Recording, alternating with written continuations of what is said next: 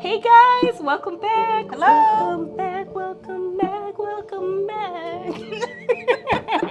It's been a while, and let's have a little tiny catch up. What's going on with the hair? I love it. What's going on with your hair? Uh, all right, we'll talk about my hair.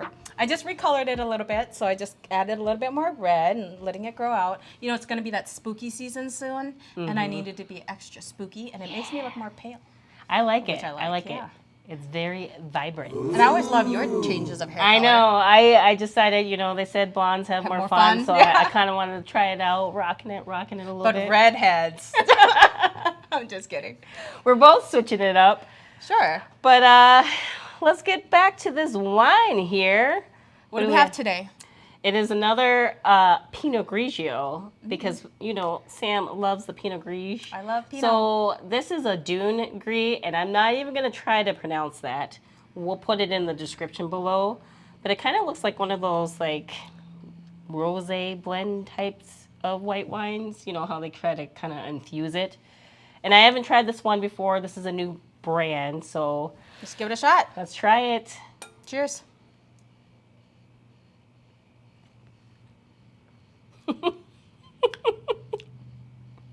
What do you think about the flavor?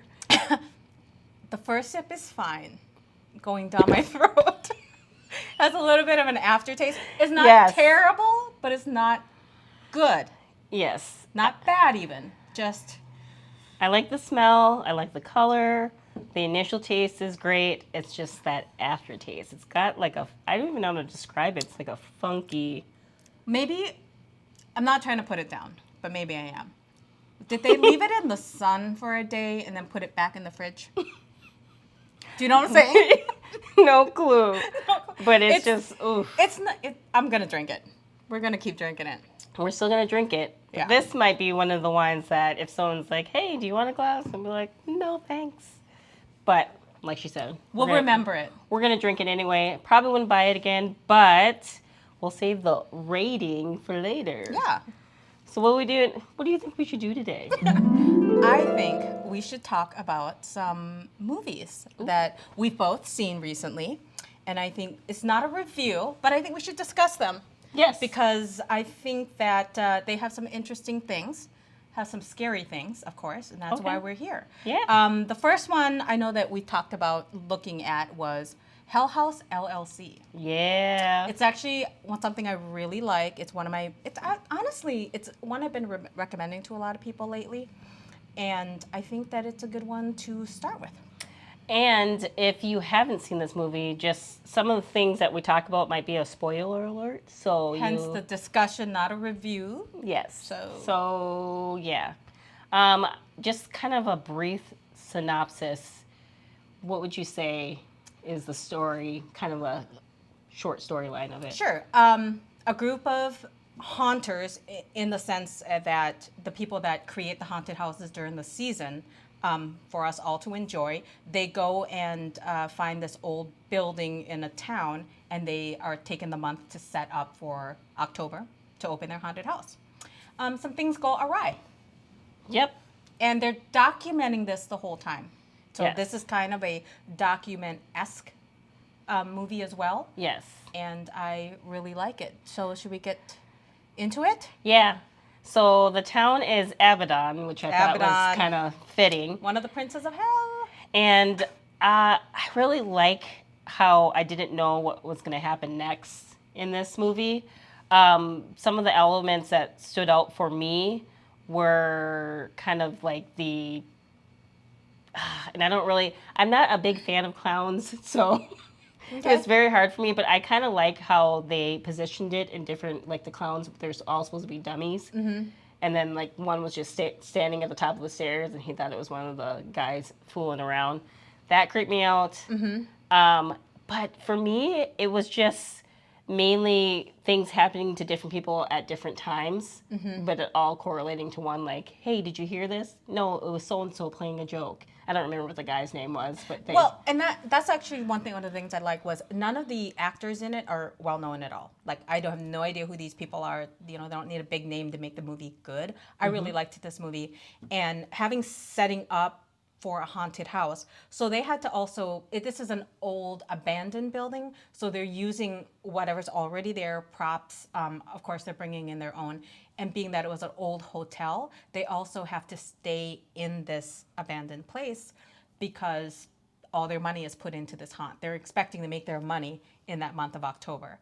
And as they're setting up, making, the kitchen scary, making the basement scary, they have dummies, they have props, they have all this stuff all over. And having worked in the Halloween business and along with like going to, the haunter conventions, I've seen a lot of these props. So just the way they use it to make it scary to themselves is great. Yes. And I like the setup of it too, because it was kind of like you were saying, a documentary, but the nice thing about it is you had different views and angles. Like you had the people who were coming to see the haunt, you had their view from their phone of what was happening. So at different times something would happen and you'd be like, oh, what's going on with that? But then later they would swing back around to a different point of view so you could see why that person was running past, and running out the door, like when she was going to go get help and stuff like that. And I just thought that element was cool, but creepy at the same time because, you're trying to get through a haunt and you're going to go downstairs to the main attraction and you see everyone like herding like cattle trying to get out and you're like, what's going on? And you don't know what's going on down there. And then you get that other person that's down there, that view to know what's going on. I don't want to say it because I don't know. Yeah, I don't want to fully spoil it, but at the same time, so scary things happen throughout. They think it's somebody else playing a prank on each other. But things like she said, the clown. The clown is great. I love the clown. It's creepy. It's just one of the clowns in the film. But, they just position him in one part and then he appears in another. And just like the noises downstairs, but everybody is upstairs. That's like, it's kind of scary. And the clown kind of remind me of, who was the serial killer? From American Horror Story? Yeah. Gacy. It is John Wayne Gacy, but that clown is... What's the name, though? I don't remember. John Wayne Gacy's clown's name? Yeah. Pogo. Pogo. Yeah. That's what he kind of looked like, even though it was supposed to be a dummy. But yeah, it creeped me out. And there were a lot of elements like I'm giving away some more stuff, but like the lady that was sitting on the ground. I don't know why. She freaked me out. Yeah, whenever you see something scary coming in the room or a shadow, I don't know why people hide underneath the blanket as if that's supposed to do anything. I would, but... And I get it because they're trying to create that sense of impending doom because you're going up and then you're going down and then you're going up and they're getting closer. That's the kind of stuff that creeps me out. But and yeah, that's a scene. When I watched it, I watched it the second time. I was prepared, so I was doing the looking behind my fingers. For some reason, that makes me feel safe. And to lead up to that part, though, again, a little bit of a spoiler, was he was recording himself, like getting ready for bed, and his door was open, and there was like this figure that walked past and like stopped at the door and just like, and he's like, hey, like what's going on? And it doesn't respond and it keeps walking, and that freaked me out. And I'm like, you better respond. And why are you sleeping with the door open anyways? Close the door. Close the door. That creeped me out. And then also when the girlfriend was downstairs facing the wall and she's like, when they have words and then they like rewind it and it has that, it sounds like a demonic chant. That creeped me out. I was like, I don't like that sound. But I don't know. No. I love that movie. It's really good. Now whether it was real or not, that's kind of like where the Blair Witch came into that, they create that hype and then you're like looking it up to say, did this really happen? Because they make the news reports and stuff like that. They and the police, they make it look good. Very, very realistic. So I'm just like... And the good news is it's not, because there's part 2 and part 3. Yep. For part 2 and part 3. Yeah. But I liked it. I enjoyed it. I don't still, and maybe you have some insight onto this, I don't understand how the evil beings got into the house in the first place. Like, was it a satanic ritual? The owner committed suicide in the house. Oh. And, there was a pentagram downstairs with a bunch of Bibles. So supposedly, of course, there's always got to be an evil being. But yeah, so they couldn't say what the original owner of the building was into, but the original owner hung himself, which they learned later anyway from the townsfolk, and that's why the hotel was shut down. Okay. And another element of it, we were talking about it earlier, how like they put all their money into it, and most people when they're watching these movies are like, why don't you just leave? Why don't you do that? And I get it now, having paranormal stuff happen in our house. It's not easy when you put your money into something to just up and like leave. And now I don't say that anymore when when I see these movies and they're in a haunted house. I don't say that because I get it. Yeah, and it's a different level of, yes, they could have left, but it's an investment, and part of it is it real or isn't it? So that's Right. a huge thing. Most people want to deny what's happening to them is actually happening to them, and that such bad luck or scariness. Again, they have a house full of haunted, creepy. It's supposed to be like a haunted house. Mm-hmm. They're gonna get. It's like me getting scared of my own stuff, which I do. Like I when I go downstairs, I say hello to Annabelle all the time, but I know she's still in her case. But why do I do that? I just make sure I say hi so she stays happy. Yes. So I have all the scary stuff in my house, but I can't help but if things were happening, I don't know. I know, and you never know if it's attached to an item or a person or what when some of these hauntings happen. But like when it's something demon related, that's where it creeps me out more. And they did a really good job with this movie. Yeah, I with agree. all the scary elements of it and the ending, the twist at the end that I won't talk about. Yeah. But it's worth seeing. It's worth seeing. I would recommend it. And then I would also recommend the second and the third one. But my favorite out of the three definitely was the first one, maybe because of the introduction to how scary it was. And it's not too long of a film. It's like an hour and a half. Yeah. It's an easy watch. You don't have to pay attention to every little thing, but it's fun. It's a fun film. I like it. Yeah. And then the next one I want to talk about is our boy, Zach Baggins, his documentary on the Demon House. So what did you think about that one? I know you watched this very recently. So. Yeah, I actually liked it. There were a lot of elements to it, and it kind of explained where his eye issue came from. Yep. Because, I didn't, before I had to watch that documentary, I'm like, why is he all of a sudden wearing these big, like, nerdy glasses all of a sudden? Huge nerdy glasses. And I didn't understand why he was wearing it because he never wore it before. Mm-hmm. And he kind of explains in that documentary because of whatever was in that house attacked him and his eyes, he has some degenerative, I don't remember what the name of it was. Some eye issue where now he has to wear these giant bifocals. They're huge. Okay, so Scott says that Zach Baggins has decided to quit wearing contacts and that he wants to wear his glasses, so he needed an excuse to wear his glasses, so it's because the demons did it. It could be just old age and he just can't get the contacts in anymore. But I don't know, but he said after making that documentary and it being in that house, and I don't know why he wanted to go in the house by himself, sealed in anyway. I get being locked in, but like boarded up and everything. No, I need an escape route. Yeah. I can't be that. I couldn't do it. I did like that in this documentary. It started with them like, even as beginning before they even got into the house, like the hotel. There was like some fighting, between him and another investigator, and is it kind of like that? I'm extra angry and I don't know why, and nobody wants to deal with you. And is it the demons? I don't know, but because it's really, I liked it. It had a lot of interesting elements in it. Like, just the whole progression of everything. Every time someone went into that house, someone got affected in some way or another. Like the little girl that went in with the people that used to live there in the 90s. Her daughter went in there, and they kind of zoom in on how she was affected at that time. I guess she actually tried to kill herself, and she was like very angry at her mom, and then they were like gonna do an exorcism on her, like the church got permission.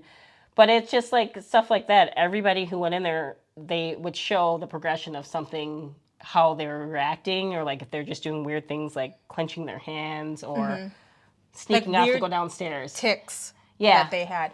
Speaking of downstairs, the basement, apparently they had found some supposed witchcraft items buried under the stairs. What was it? Yeah, Like it was a like nail.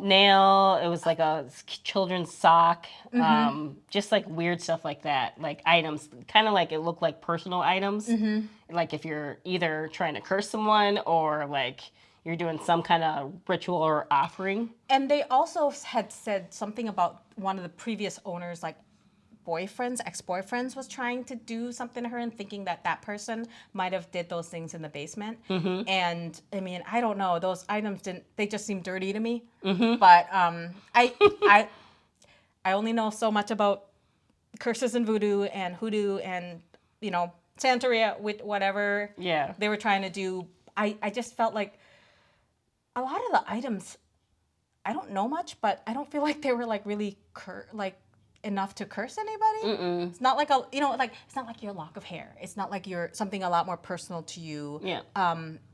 Even like, I don't know. Yeah, like a sock and a fingernail, like. But whose fingernail? It wasn't like a press-on nail? It was a press-on nail. So like, I mean, I don't understand. How do you know that press-on nail belonged to that person? Right, and that's the thing. It's like I feel like you said, it should be like a lock of hair or something like that, or something really personal. A child to that can person. lose a sock in the basement, and I can lose a press-on nail in the basement doing laundry. So, and maybe it got buried under some dirt. But I think there were more items than that. Although Zach really claims that this house was one of the biggest haunted places he's ever been. He had obviously bought the place.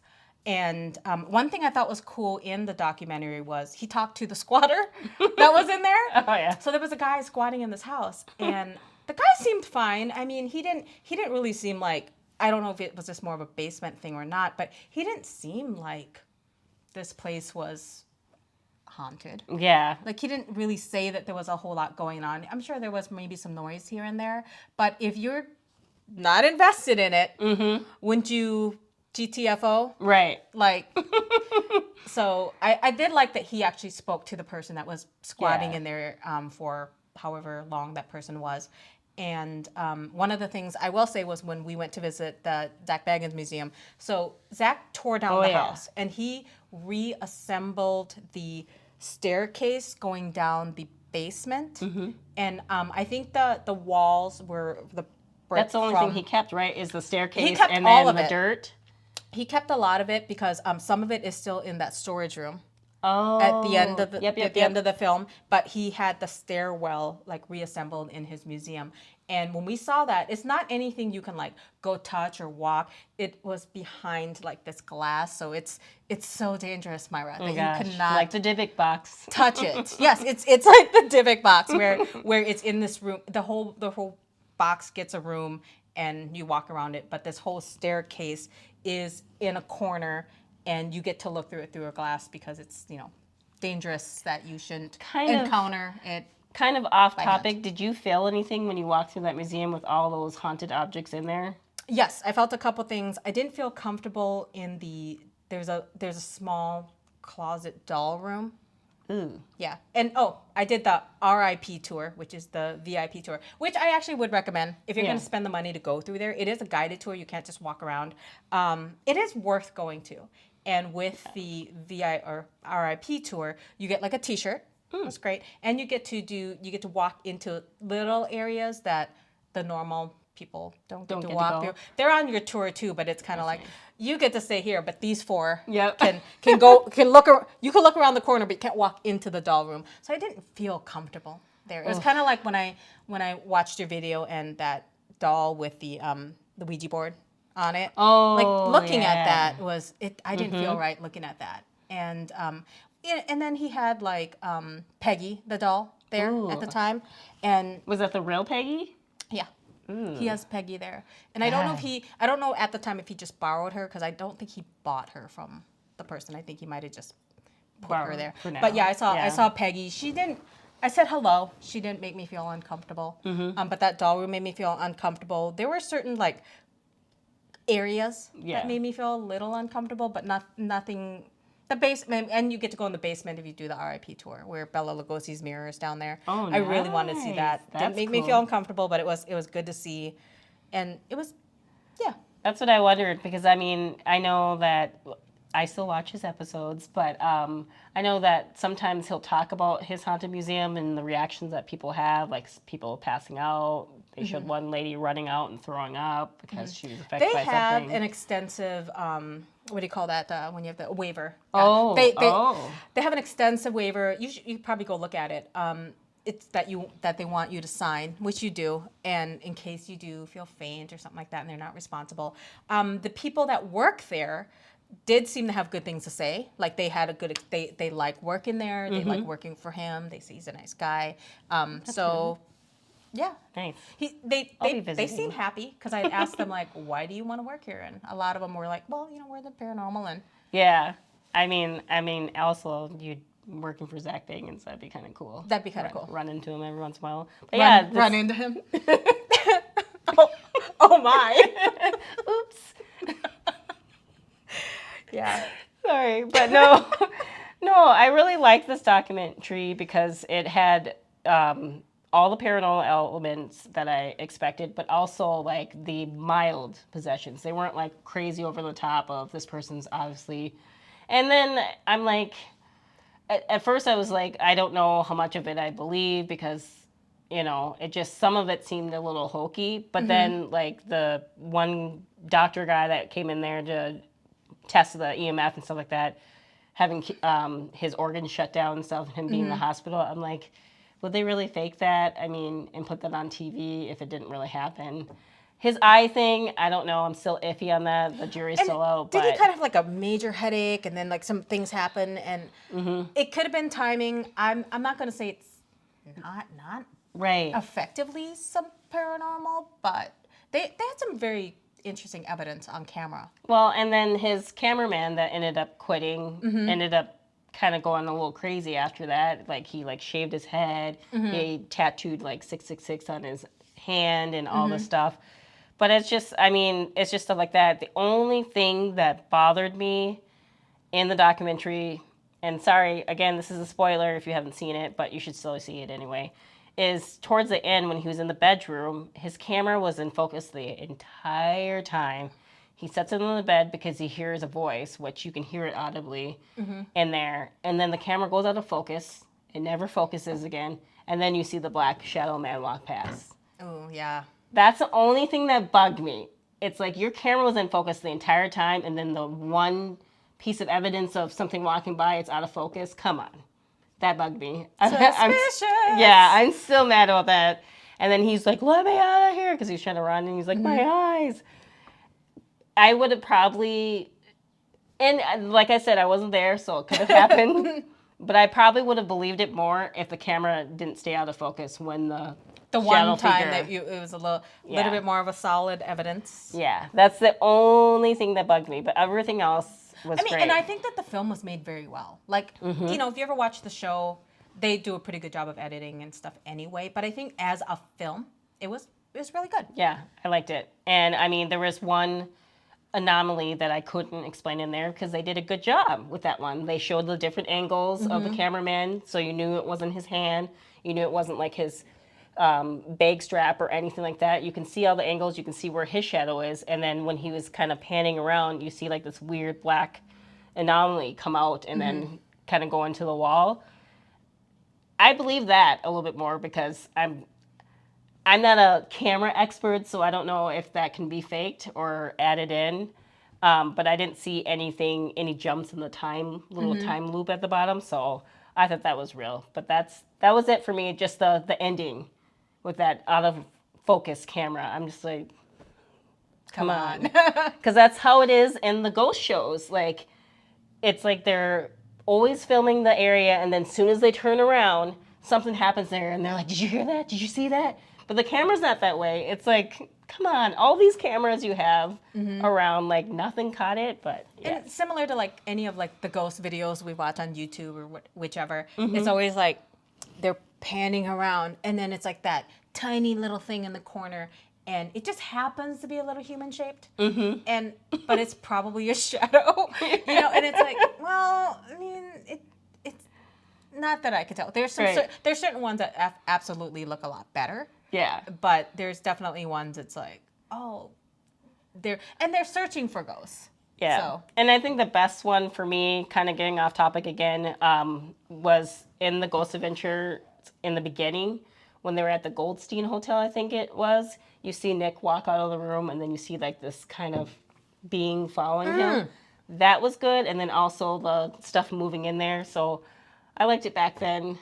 I liked the documentary. I just didn't like the ending. That was it for me. That's good. But I definitely would recommend seeing it. It actually is a very good, like, deep dive into what the demon house is if you didn't know about it or if you And if didn't you wonder see where it. Zach's glasses came from, Right. it's a good one.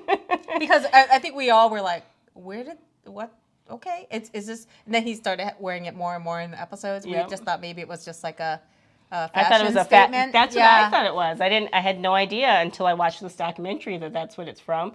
And I've heard of that happening where people like antagonize or they try to like provoke the ghosts and then them getting attacked or attachment somehow. Because that actually happened to one of my sim crew members with something. He was kind of provoking and stuff like that. And then he had some health issues after that. So I believe that part of it, but whether that's what happened with him, well, we don't know. So, but yeah. So yeah, those were the two movies we wanted to discuss. Yes. And now we are going to move on to our wine rating. You don't want to start with me. So what would you rate it? I'm gonna give it like a 1. Okay, good. It's low. I'm not gonna say wine isn't drinkable, but yes, I would drink this because we opened it. But I'm not gonna spit it out. I'm not gonna throw it away. But it's definitely gonna be in the back of my fridge if there's still much of the bottle left. And then you know how you have that one person at the party that's just annoying and you just can't stand? That's the wine they get. I'm just kidding. What's your rating? I'm going to say 1, 2. I mean, that's 1, 2? 1 also. But that's being nice because that aftertaste, I really... It's better now. Yeah. Oh, the more you drink. The more I drink it, it's better now. All right. I'll take your word for it. But we are going to wrap it up and stay tuned next week because we are going to give you part 2 of our movie talks. So goodbye, and we'll see you on the other side.